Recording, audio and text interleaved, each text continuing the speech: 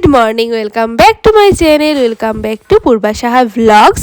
এখন বাজে ওই সকাল 8টা সাড়ে 8টার মতো হবে। ঘুম থেকে উঠে প্রথমেই স্নান টান করে চলে আসলাম ঠাকুর ঘরে। আগে পুজোটা দিয়ে দেবো। একে তো আজকে বৃহস্পতিবার, আর তার মধ্যে আজকে সারাটা দিন খুব ব্যস্ততার মধ্যে যাবে, তো ভাবলাম আগে পুজোটা দিয়ে দিনটা শুরু করি। আর তার মধ্যে আজকে বৃহস্পতিবার, তো আজকে তো লক্ষ্মীর ঘরটা বসাতে হবে। এদিকে আম পাতা, দুব্বা, তুলসী পাতা, সুপারি যা যা লাগে আর কি সব কিছু দিয়ে প্রথমে লক্ষ্মীর ঘরটা বসিয়ে দেবো। তার মধ্যে একটা লাল ফুলও দিয়ে দিলাম। এইদিকে তো ঘট বসানো কমপ্লিট, আর ওইদিকে সমস্ত ফুল টুল দিয়ে একদম পুজো টুজো সবকিছু কমপ্লিট করে নিয়েছি। আর আজকে যেহেতু বৃহস্পতিবার, একটু পাঁচালিটাও পরবো, আর পাঁচালিটা পরে মাও খুব খুশি হয়, তো সেজন্য পাঁচালিটা পরে নিচ্ছিলাম। আর ওই পাঁচালিটা পরতে ওই 10-15 মিনিট সময় লাগে। পাঁচালিটা ছেলে পরে পুজো দেওয়া কমপ্লিট। আর সকাল থেকে যেহেতু কিছু খাওয়া হয়নি, না খেয়ে পুজোটা দিয়েছি, তো সেজন্য পুজো দিয়ে আসতে তো অনেকটা খিদে লেগে গেছিলো। তো এসেই একটু ডিম সেদ্ধ খেয়ে নিলাম। আর এদিকে এখন বানাবো সকালের খাবার। আর সকালের খাবার বানাবো, তো সেজন্য শাক আর ময়দা নিয়ে নিয়েছি। আর এই শাক ময়দা দেখো ঠাম্মা কী বলছে বলো তো, বলছে সকাল সকাল তুই শাক আর ময়দা দিয়ে কী বানাবে? আমি বললাম যে শাক দিয়ে লুচি বানাবো। বলছে শাক দিয়ে লুচি? তা তো জীবনও শুনিনি। আমি বললাম আজকে তোমাকে বানিয়ে খাইয়ে দেখাবো। তো তা শুনে তো ঠাম্মা পুরোই অবাক, আর একদম রান্নাঘরে একটা সাইডে বসে বসে দেখছিল যে আমি কীভাবে কী করছি আর কীভাবে বানাচ্ছি, সেটা কিন্তু আজকে তোমাদের সাথে শেয়ার করব।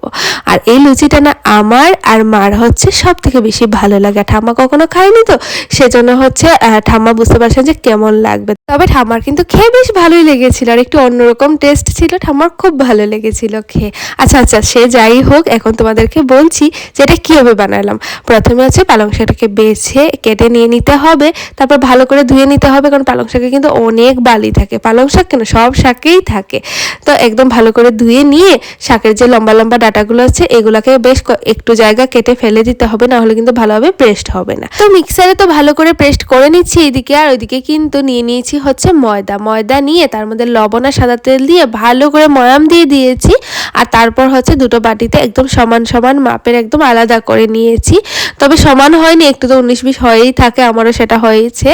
আর এদিকে নিয়ে নিয়েছি জল দিয়ে প্রথম যে ভাগটা ছিল সেটাকে একদম ভালো করে একদম মেখে নিয়েছি নরম করে, না হলে কিন্তু লুচিগুলো নরম হবে না।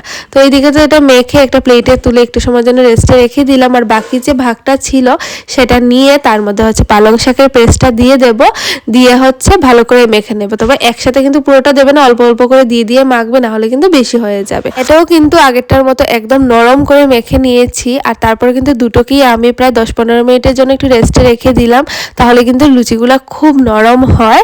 আর এদিকে দেখতে পাচ্ছ তো, দুটোকেই বড় বড় করে একদম যে রুটি বানানোর সময় যেভাবে গোল গোল করি সেভাবে করে নিচ্ছিলাম, কারণ প্রথমে একটা বড় গোল রুটির মতো করতে হবে। তারপরে প্রথমে সাদাটা, তারপরে এই সবুজ কালারের এটা মানে পালং শাকের এটা নিয়ে দুটোকে একদম হাত দিয়ে চেপে চেপে ভালো করে একসাথে করে নিতে হবে। আর তারপর একদম পাতলা করে রুটির মতো করে বেলে নিতে হবে। কিন্তু তখন কিন্তু তোমরা কোনো ধরনের তেল বা ময়দা ইউজ করো না, তাহলে কিন্তু পরের লুচিগুলো ভালো হবে না। একদম উল্টে পাল্টে দুটোকেই ভালো করে একদম পাতলা করে একটা রুটি করে নিলাম। তারপরে হাতের সাহায্যে একদম রোল করে নিলাম।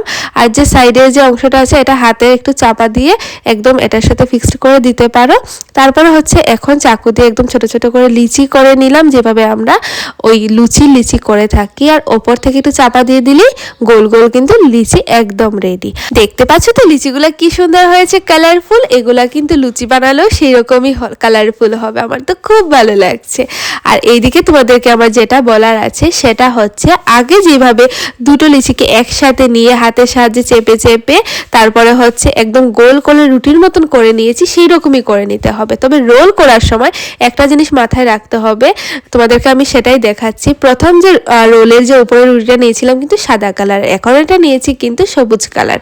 আর সাদা সবুজের তোমরা ডিফারেন্সটা বুঝতে পারছো তো? সাদাটা নিলে বেশিরভাগ লুচিরটাই কিন্তু থাকবে সাদা, তার মধ্যে থাকবে সবুজ কালার এরকম গোল গোল ডিজাইন করা। আর যদি তোমরা ওপরের লুচিটা ওই সবুজ কালার নাও, তাহলে কিন্তু রাউন্ড রাউন্ড করে যখন লিচি করবে তখন কিন্তু ওই লুচিগুলা কিন্তু হবে বেশিরভাগটা সবুজ কালার। আমার কিন্তু এই সবুজ কালারটাই বেশি ভালো লেগেছে। আমার প্লেটের মধ্যে দেখো দুটো লিচি কিন্তু দু রকমের ডিজাইন এসছে। এবার তোমাদের যেই কালারটা ভালো লাগবে তোমরা সেভাবেই করতে পারো। যদি সাদাটা ভালো লাগে তাহলে ওপরের রুটিটা সাদা কালার দেবে, আর যদি সবুজ ভালো লাগে তাহলে ওপরের রুটিটা সবুজ কালার দেখবে। এখন তো তোমরা বুঝেই নিয়েছো ব্যাপারটা। আর এদিকে দেখো আমার সমস্ত কিছু লিচি করে একদম অনেকগুলো লুচিও করে নিচ্ছিলাম। ওই 1 ঘন্টার মতো সময় লেগেছে সমস্ত কিছু করতে, কারণ দুটো রুটি তো, প্রথম বেলো তারপর লিচি করো আবার ছোট ছোট করে লুচি করো। আর এদিকে কিন্তু আমি লুচিটা করছিলাম, ওইদিকে কিন্তু মা ভেজে ভেজে দিয়েও দিচ্ছিল বাবাদেরকে, কারণ ওদের তরকারি মানে না হলেও চলে, লুচির সাথে মিষ্টি কিছু দিয়ে দিলে চলে, তবে মার আর আমার একটু তরকারি লাগে তো। আর লুচি তো একটু গরম গরম খেতেই ভালো লাগে, তো প্রথমে হচ্ছে মা মিষ্টি দিয়ে দিয়ে ওদেরকে লুচি ভেজে ভেজে এদিকে দিয়ে দিচ্ছিল, আর আমি বেলে বেলে দিয়ে দিচ্ছিলাম, কারণ বেশি সময় বেলে রাখলেও না লুচিগুলো কিন্তু ভালো ফোলে না।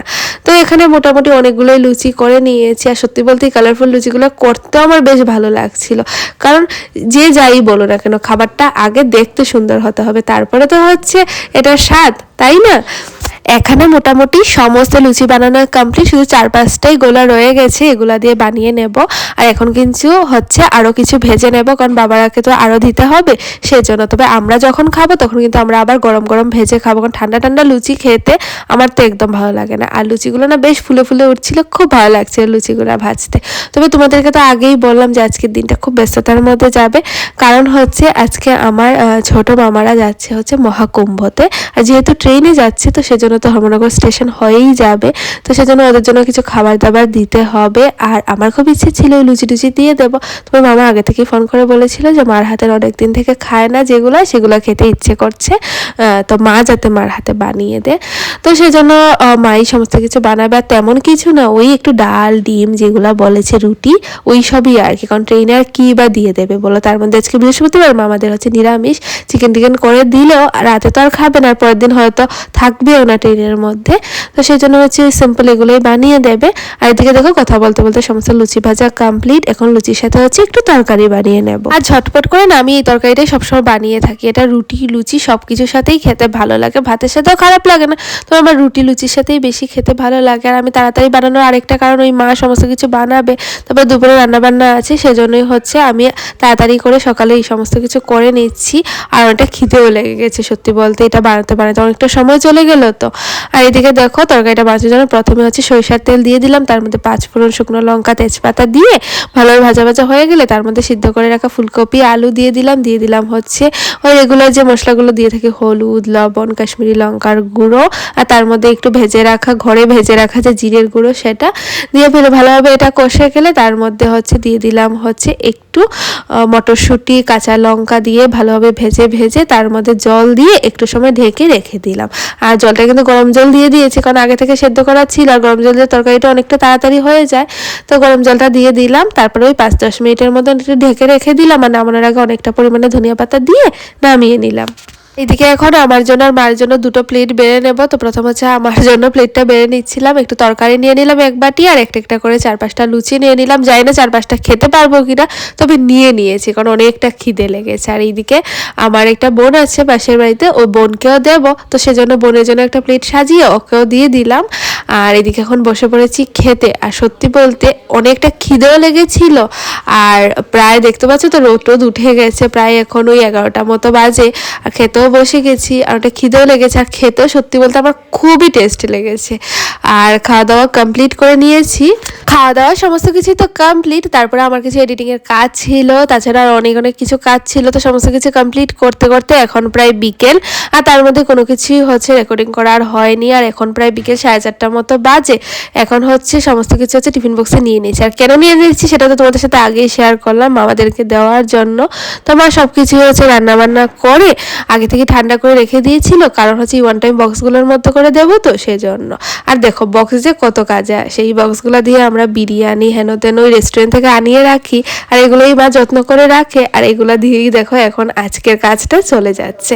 তো এদিকে হচ্ছে সমস্ত কিছু প্যাকেটিংটা করে নিলাম, আর তাছাড়া কিছু রুটি তো দেওয়ার আছে, তো এগুলা হচ্ছে আর ওয়ান টাইম বক্সে দেওয়া হয়নি, কারণ আর ছিল না, আর বাকি সব কিছুই ছোট ছোট ছিল। তরকারিগুলোর সাথে একটু কাঁচা লঙ্কাও দিয়ে দিলাম, কারণ আমরা তো একদমই ঝাল কম খাই, তো ওদের ঝাল লাগতে পারে আর একটু, তো সেজন্য কয়েকটা কাঁচা লঙ্কা দিয়ে এখন পরপর হচ্ছে সমস্ত টিফিন বক্সগুলোকে ভালো করে প্লাস্টিক প্যাকেট দিয়ে একদম ভালো করে প্যাকেটিং করে দিয়ে দিচ্ছিলাম। আর মামা ফোন করে বলছিল যে ওরা পত্রিকা নিতে ভুলে গেছে, কয়েকটা পত্রিকা দেওয়ার জন্য, তো সেগুলো দিয়ে দিলাম। তাছাড়া কিছু ওই চার সাথে খাওয়ার জন্য কয়েকটা ওই বিস্কিট টাইপের এই সব কিছু হচ্ছে দিয়ে দিয়েছি। আর তার সাথে দিয়েছি হচ্ছে রুটি, এই আর কি টুকটাক দেওয়া দেওয়ি যা আছে। আর তার সাথে তো রুটিটা খাবে, তো সেজন্য কয়েকটা ওয়ান টাইম প্লেট তো দিয়ে মোটামুটি আমাদের প্যাকেটিং তো কমপ্লিট। আমি তো প্যাকেটিং করে এসে দেখি মা পুরো রেডি, ড্রেস ট্রেস পরা। আমি বললাম যে এখন তো 5টা বাজে, এখন কোথায় যাবে? না মা তো এখনই চলে যাবে, কিন্তু সত্যি বলতে আমাদের ট্রেন আসবে, আমাদের না মামাদের ট্রেন আসতে আসতে ওই 6টা 20 মতো দেখাচ্ছিল মোবাইলে। আর আমাদের বাড়ি থেকে স্টেশন যেতে 10 মিনিট মতো সময় লাগে, কিন্তু মা যাবে ওই 5টার সময়। আমি বললাম তাহলে আর কি করা যাবে, চলো। আর গিয়ে 1 ঘন্টা মতো বসে থাকি হচ্ছে স্টেশন। আর সত্যি বলতে ঠান্ডার মধ্যে একদমই ভালো লাগছিল না বসে থাকতে। আর এই তো ট্রেনও চলে আসলো, আর মামারা যাচ্ছে হচ্ছে কুম্ভ মেলাতে, ওই আর কি ওদের সাথে এসে একটু দেখা করে যাওয়া। আর সত্যি বলতে এই 5 মিনিট কি ভালো লাগে, আর ট্রেনটা সত্যিই 5 মিনিট দাঁড়িয়েছিল, এর বেশি নয়। আর একদমই ভালো লাগছিল না, ভালো করে কথা হলো না, কিচ্ছু না। ট্রেনটাও ছেড়ে দে একদম 5 মিনিট পরেই। তো ওরাও চলে গেলো সবাই মিলে। আর তারপর তো আমরা এখন বাড়িতে চলে যাব, কারণ আজকে আবার বাড়িতে গিয়ে আরেক জায়গাতে আজকে নিমন্ত্রণ আছে, সেখানেও যেতে হবে। বাড়িতে এসেই হচ্ছে ঝটপট করে মা আর আমি রেডি হয়ে গেছি, কারণ দেরি হয়ে যাচ্ছিল, তাড়াতাড়ি গিয়ে তাড়াতাড়ি আসতে হবে, ঠান্ডার সময় তো সেজন্য। আর এই তো গিফটও নিয়েছি আর চলেও এসেছি হচ্ছে, কিন্তু বেশি একটা দূরে না, আমার বাড়ি থেকে ওই 10-15 মিনিট টুকটুকে আসলে চলেও এসেছি। আর এখানে ছিল হচ্ছে অন্নপ্রাশনের ইনভিটেশন। তো এসে হচ্ছে প্রথমে যেখানেই আসি আমি একটু ফটো ভিডিও করে নিই, কারণ একটু ফটোটা না তুললে না ভালো লাগে না। আর এসেই হচ্ছে ঠান্ডার মধ্যে একটু গরম গরম হচ্ছে পকোড়া নিয়ে নিলাম, আর এটা খেয়ে দিয়ে তারপরে হচ্ছে ফার্স্ট বেচেই আমরা খেতে বসে গেছি। তো খাওয়া দাওয়া করেই হচ্ছে চলে যাব, ঠান্ডার মধ্যে বেশি একটা লেট করব না। আর এই তো খাওয়া দাওয়া কমপ্লিট, এখন সবাইকে টাটা বলে আমরা হচ্ছে বেরিয়ে পড়েছি। আর আসার সময় কি বলবো, কি যে কুয়াশা পড়েছিল। আর এখন রাত ওই 9:30 মতো হবে বাজে। আর চলো এসছি হচ্ছে বাড়িতে। তো চলো আজকের ব্লগটা এখানেই শেষ করি। আশা করি তোমাদের আমার আজকের ব্লগটা খুব ভালো লেগেছে। যদি ভালো লাগে অবশ্যই লাইক কমেন্ট শেয়ার করে দিও। Good night.